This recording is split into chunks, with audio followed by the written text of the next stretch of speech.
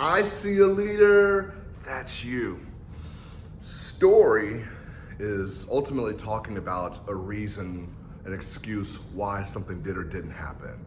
And we call out that story, ultimately it's you telling your narrative from the victim mindset, from the victim standpoint, the victim vantage.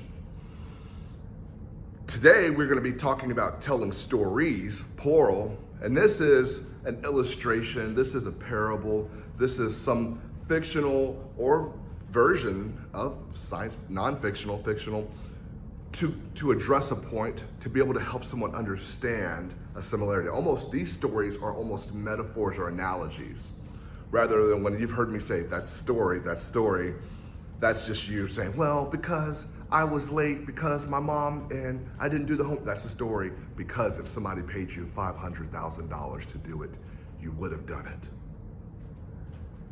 It's that, yeah, come on, it's that thing of, I'm just making up some rationalization of why this or that didn't work out. The stories that we are doing today in today's class, that you get to tell 3 stories, or ultimately, I'm taking some idea, some concept to help us understand how we actually live in the world. Such that we're taking the story to help us improve our mindset, to change our mindset, to change our outlook, to change our habits, our patterns, to really address. Children love stories because it helps them learn, it helps them break open their imagination. And somehow we transition to adults and we tell story of why something didn't work out. We grow up loving stories, they open our mind, imagination runs wild. And then as we get older, we go from stories, plural, to just story. Well, I didn't go to college because, well, my mom really held me back and my dad wasn't. Sure, those could be real things, but we weave it in such a way that it becomes a self-limiting, it becomes a limiting belief, it becomes this debilitating factor of, the world is against me. Okay, here we go. I'm going to tell a few stories. I've actually got 13 stories that I'm going to tell today. You can see Swamp F, Lost Traveler Hind, Village 2 Pots, Turkey and Bull, Dog Nail, Dr. Hertz, Vision Gas, Gorilla, Starfish, 2 Frogs, and Elephant. That's not necessarily the titles, but does help me.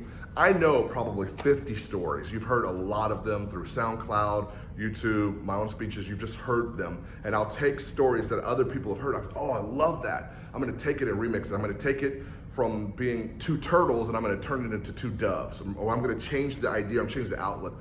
I suggest you do this. You can hear these stories and change them around and make them fit because they're based on what point you're trying to prove. I'm going to tell a story to prove a point.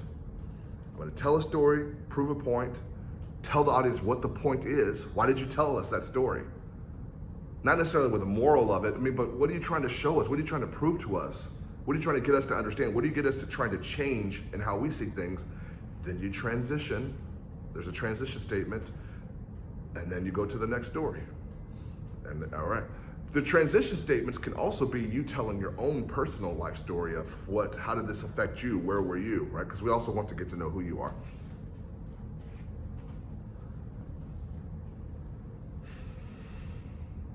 Confident step. One day, a man is traveling on a boat and there's lots of other people on the boat. And the captain shouts out, "I'll give anyone $10,000 if they get out of this boat and swim to shore." Now, they're pretty good ways from shore, but it's possible. It is possible. The man looks around and suddenly he's splashing in the water. There are alligators in the water, and the alligators swarm right to him in this swamp. And he's freaking out. He's splashing, splashing, splashing. He's never splashed and swam this fast. And he makes it to shore. Everyone is in amazement. Oh, he did it. The boat pulls up. Passengers are undocking from the boat. And the captain comes and says, "Man, I guess I owe you $10,000. What do you want to say?" And the man is, "I want to know why my wife pushed me." When we tell this story, ultimately, sometimes people get to push you to your greatness. Did he know he could do it? Did he actually know he could do it? Maybe you have a teacher that pushes you, that cares about you, that's pushing you to see what is possible, what can you actually do. One day, a boy is coming down from coming downstairs. His mom's cooking dinner. She has her AirPods on. Says, Mom, why did you and Dad get divorced? She takes her AirPod. Wait, what? Why? I'm writing a paper for class. Why did you and Dad get divorced? Mom says, oh, I'm not telling you that. That's none of your business. I'm not telling you that. But Mom, I gotta write a paper. No, write about something else. I'm not talking about that. I'm making dinner. I've got other things. I'm not gonna do that. He leaves. The mom kind of considers, well, it is his dad. He should probably know why. It's been a few years. I can talk about it. The boy comes in, paper printed, puts it on the desk. Well, I finished. Well, how'd you finish? What'd you write about? Well, I wrote about why you and Dad got a divorce. Well, how'd you do it? I just looked at your license. My driver's license? I said, yeah, I looked at your driver's license and I was able to understand and write the paper. The mom now takes off both AirPods. What? My driver's license wouldn't tell you why me and your dad got divorced. My driver's license would just say my name, my date of birth, where I live. It wouldn't, the county, it wouldn't say any of that. It says, oh no, Mom, it says you got an F in sex.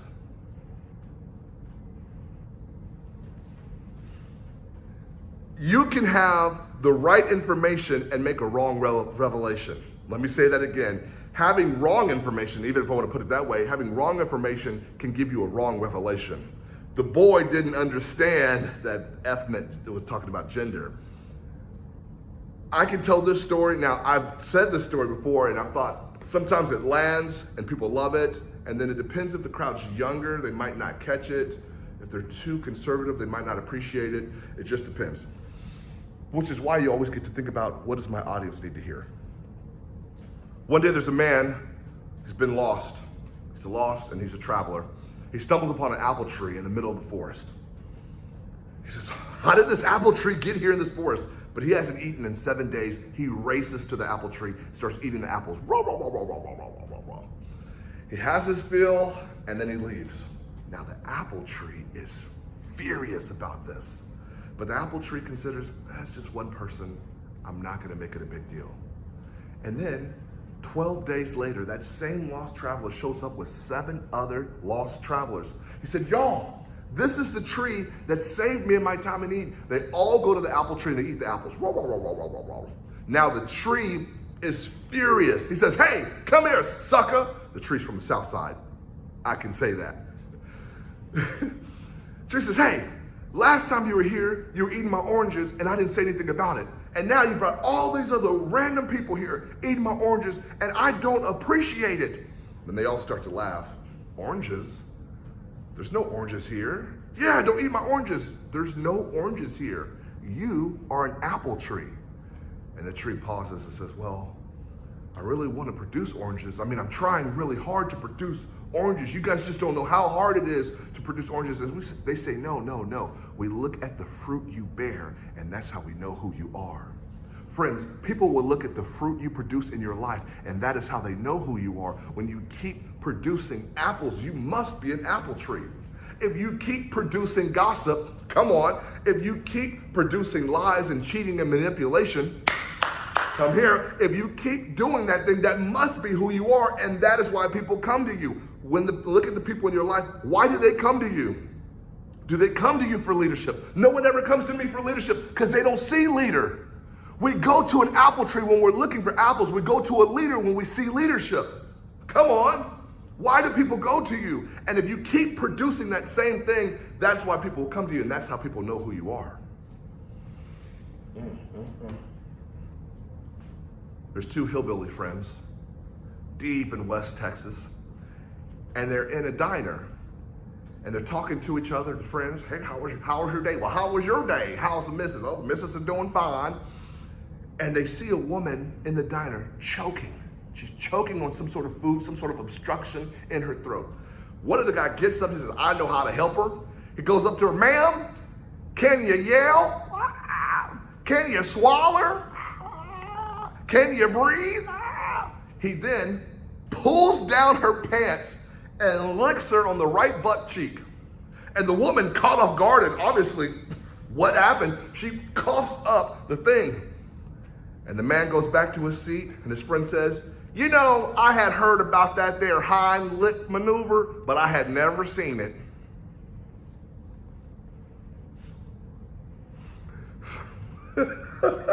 Okay, You can do that one what you want.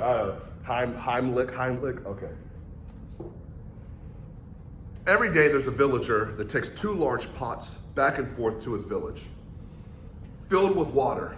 They're designed to carry about 4 gallons worth of water. One of the pots has a crack in it. And because of this flaw, because of this crack, because of this defect, this imperfection, it dumps out almost half of its water by the time it gets back to the village. The pot with the crack is very insecure, comparing himself to other people. How many of you know that story where we compare ourselves? And the pot says to the villager, man, when we get back, just get rid of me. I'm no good. I just get rid of me, find somebody else. And the villager says, wait, what? He puts down both pots, says, what are you talking about? Pot says, well, I'm not doing what I was designed to do. I got this imperfection and I'm just wasting water. Get rid of me. The villager says, look back behind you. What do you see? Pot. I don't know, I just see a path. No. What do you see? Well, I see a path full of beautiful flowers. I see bluebonnets and Indian paintbrushes and dandelions and all these really beautiful colors. And he said, and what side are they on? The pot says, well, they're on my side. And the villager says, I knew you by your flaws. I planted seeds months ago, and because of you, what you thought was a flaw, what you thought was an imperfection, what you thought was a defect actually made you perfect. You watered, you kept pouring out of yourself every single day. You kept pouring out of yourself every day, and because of what you thought was a flaw, it was a foundation to make other people come alive. Listen to me, sometimes your imperfections actually make you perfect for people on your path. God. Y'all come here. Your imperfections actually make you perfect for people on your path. Maybe that's a part of your purpose. You just keep pouring out, keep flowing out love, authenticity, wonderment, electricity, faith, joy, happiness, intelligence, whatever's inside of you, creativity, just let it keep flowing out. And you'll find that what you thought was a defect actually gets you to your destiny. 2 best friends. Do you have your best friend? I want you to think about your best friend. The turkey and the bull were best friends. Now, one day, the turkey says, you see that tree? That's the tallest tree in the farmer's land. And I want to get to it. The bull says, well, you have wings. Why don't you fly? The turkey says, yeah, but I'm missing something. I don't know. I'm going to get there. I'm a dreamer. I am a dreamer. Do I have any dreamers in the audience? All right. Okay, you're right here. The bull says, well, I've seen humans eat people such as myself, cows primarily, but I don't want you to kill me. I don't want you to kill me. I'm a bull. I don't want you to kill me. But maybe there's protein in my feces, in my manure. And if you eat my feces, the bull says, if you eat my manure, you're gonna get strong, because I've seen humans and they do it, and maybe. And the turkey says, wait, what? You want me to do what? Nah, we best friends, but we ain't best friends. The bull says, no, maybe just try it. Try it. Have you ever eaten it before? No. The turkey considers, maybe I have to do what I don't want to do to get to where I want to go. Let me say that again. Sometimes we get to do things we don't want to do to get to where we want to go. Every day the turkey starts eating this bull's manure. There's hair in it, there's corn, and he's eating it. And one day the turkey has had enough. Turkey says, okay, I've got it. I've been working every day. I've been eating this bull's manure. I've got it. The turkey starts flapping its wings, flying, gets higher and higher and higher and higher, and he makes it all the way to the top. And all the animals on the farm say, oh, go turkey, go turkey, go turkey. He says, what's up, chickens? Come holler at me. What's up, hens? What up, rooster? What up, bull? And the farmer hears the commotion. The farmer comes out and sees a crazy sight. The farmer sees the turkey at the tallest tree. And the farmer, being the farmer, takes his shotgun, shoots the turkey, and the turkey dies. Whoa, whoa, whoa, whoa, whoa, whoa, whoa, whoa, whoa. And I know you're thinking, well, hold on, Mr. Harrison, what kind of story is this? I mean, the turkey had a dream, and I'm a dreamer, and the turkey listened to his best friend, and I got my best friends, and they got my back. And the turkey did what he didn't want to do to get to where he wanted to go. Every day he ate that bull's manure to get to where he wanted to go. And you're saying that if I do what I don't want to do, and I have a dream, I have a best friend, I listen to my best friends, and I get all the way to the top, I'm just going to die? Is that the moral of the story? No, it's simple. Bull crap will get you to the top, but it won't keep you there. You're going to actually have to do some work, and you get to listen to who you've been talking about. That bull didn't even really know what he was talking about. That bull was just giving him bull. Well, let me just say it this way. Bull crap will get you to the top, but it won't keep you there. I went to go visit my friend, and he lives in East Texas, and he's sitting on a porch, and the dog is just moaning and wailing.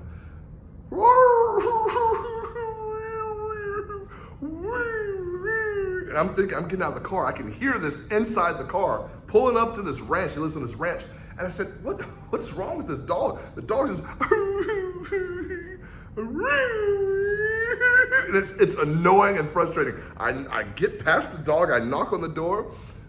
I said, hey man, what's wrong with your dog? He said, oh, Bessie? Bessie? I said, man, I don't care what the name is. What's wrong with the dog? He says, oh, well, Bessie's sitting on a nail. I said, Bessie's sitting on a nail? I said, well, why doesn't the dog get up? He says, because it doesn't hurt her badly enough.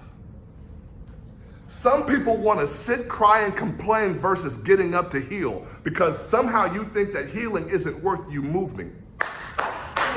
Some people think that healing isn't worth you moving from your current location. I'm about to start running on this. How many times in our life do we sit and complain and cry and wait and procrastinate versus getting up and moving on and heal? How many years have you been crying about that relationship? How many years have you been crying about that accusation? How many years have you been crying about people leaving you in your life? How many years have you been crying, well, that school didn't treat me right, or these teachers didn't do this right, or my parents didn't? How many years are you going to keep crying and complaining? Because it doesn't hurt you badly enough.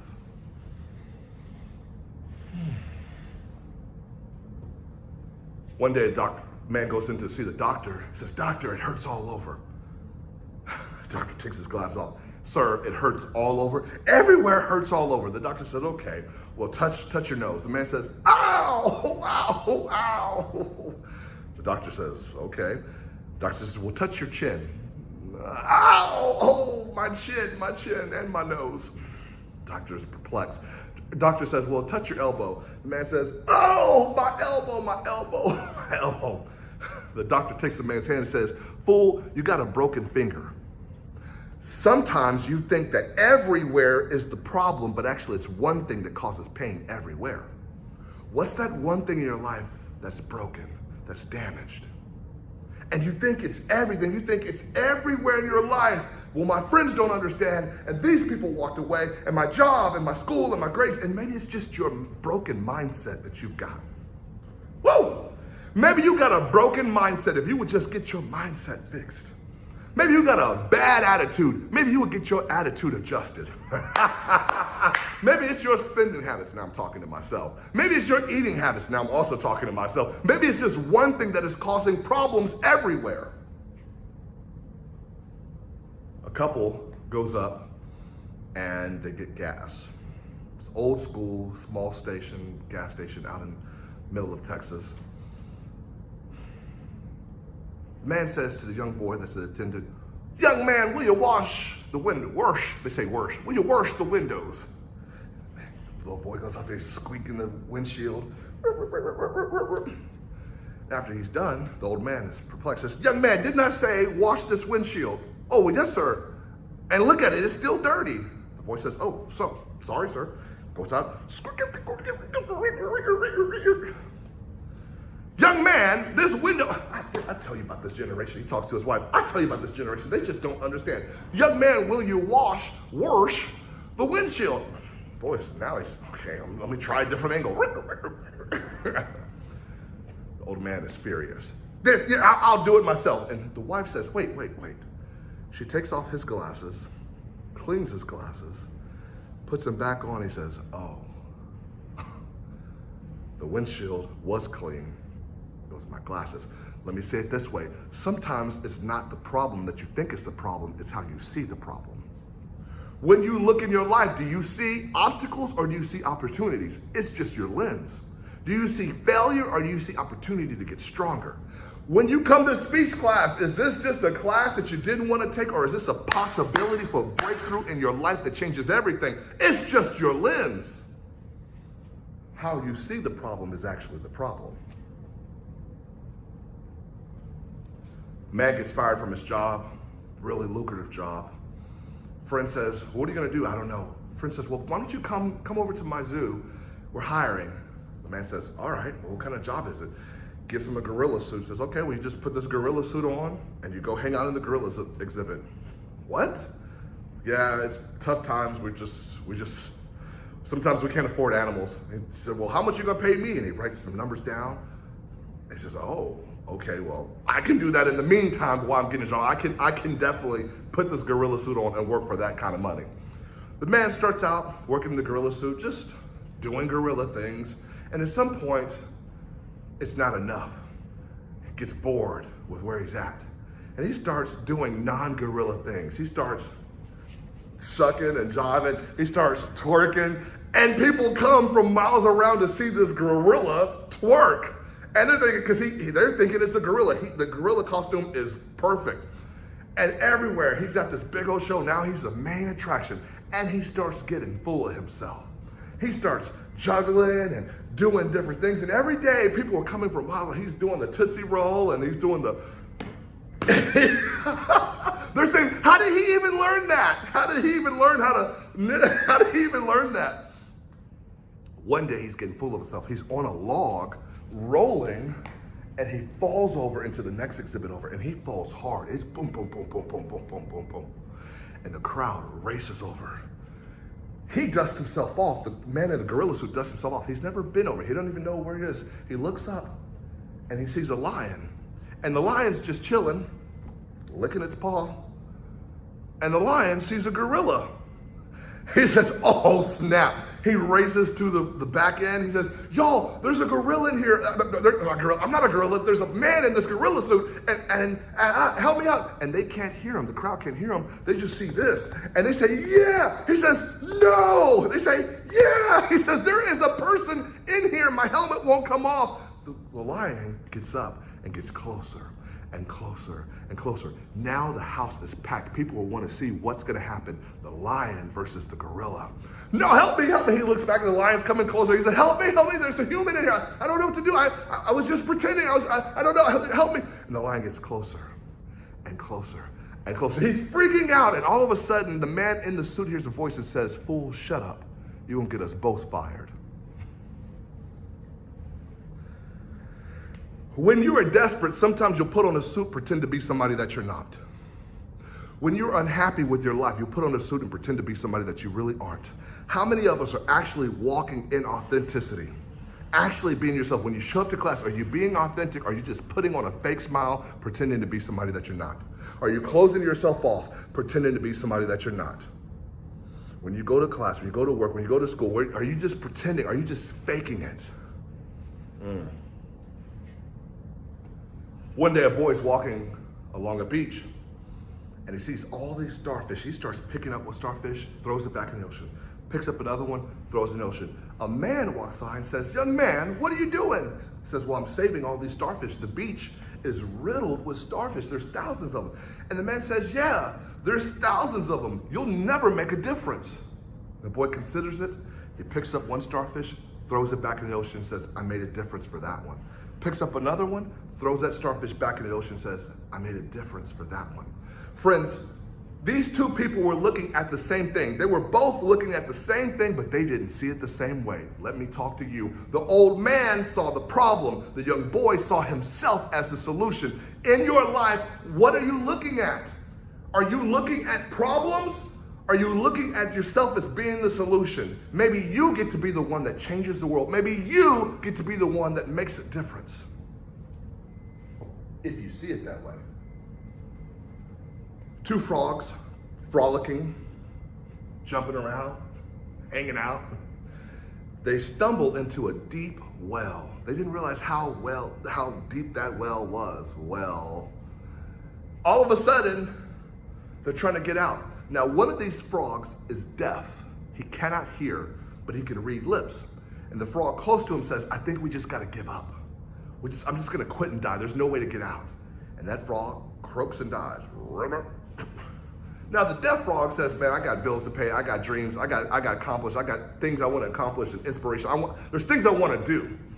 That frog starts jumping and jumping and jumping. Now he can see the commotion at the top of the well, the sun shining in, and all these frogs are saying, all these people, frogs primarily, but other people, you need to just give up, quit, die. It's never going to work for you. It's too deep. You're not going to make it out. The frog is deaf. He cannot hear this, but he just sees the commotion, and he's tries new things, tries things. Then he just gets on the side and works his way around, and he makes it all the way to the top. And everybody's astonished. Oh man! And now they went from hating to celebrating. Oh wow! It can't make you. They're giving him, wow, that's crazy. One frog tells the truth and says, hey, you realize all of us were talking crap about you. We were telling you to give up and die, the same as your friend. And the frog says, wait, what? I didn't hear that. I'm deaf. I just saw the commotion.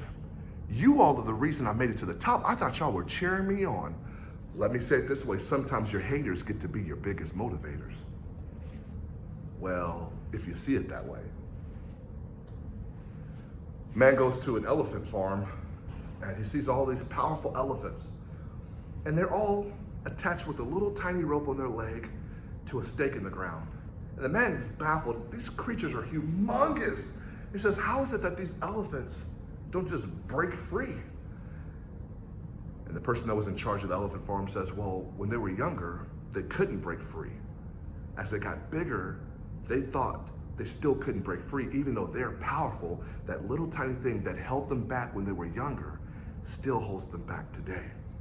Friends, what is that thing that's smaller than you, that's weaker than you, that still has you shackled and held you bound up? What type of belief do you have about you that you're not big enough, you're not strong enough to overpower that thing? Something that happened when you were a kid and you still don't trust people. Something that happened when you were a kid and you still feel insecure. Something that happened when you were a kid and you still feel in shame and guilt. What is that thing that happened back then that's still holding you hostage today? 13 stories. Let me tell one more. That's why I love this one. Teacher's giving a great lecture. Says you can be anything you want to be. Anything, just be it. And after class, 3 students come up. One student says, well, sir, I want to be an eagle. He says, you go be an eagle. You want to fly high. You want other people to see your greatness. You go be that eagle. I will, sir. Walks off. Next student comes up and says, well, I want to be a wolf. He tells her, you go be that wolf. You want to lead the pack. You want to be a leader. Yeah, you want to be fierce and ferocious. You go be that wolf. She says, I will. She walks off. Third student comes up and says, well, sir, I think I want to be a tea bag. What? A tea bag? No, you didn't hear. I said she wants to be a wolf. He wants to be an eagle. You can be anything. Student says, well, actually, no, I want to be a tea bag. Teacher's perplexed. Well, why do you want to be a tea bag? Well, sir, think about it. There's lots of different types of tea, but you don't really know what's in that tea until you put it in some hot water. You don't really know what's in the tea bag until you put it in some hot water. And I want to be that same way, where I won't really know what's inside me. I won't really know what I'm made of until you put me in some hot water. That hot water represents a toxic situation that I improve. That water is the culture, the water's a community. It could be an impoverished community, but I get there and I make it better because of what's inside me. Student continues, says, well, sir, think about it. The tea is actually made for hot water. The tea does no good in cold water. It comes alive in hot water. And because of the pressure, because of the situation, I make things better around me because of what's inside of me. Today I'll ask you, is that class better because you're there? Is your school better because you're there? Is your job better because you're there? Everything around you, well, there's chaos and there's this and there. Yeah, I understand, but is everything around you better because of what's inside you? Who will you be? Who will you choose to be today?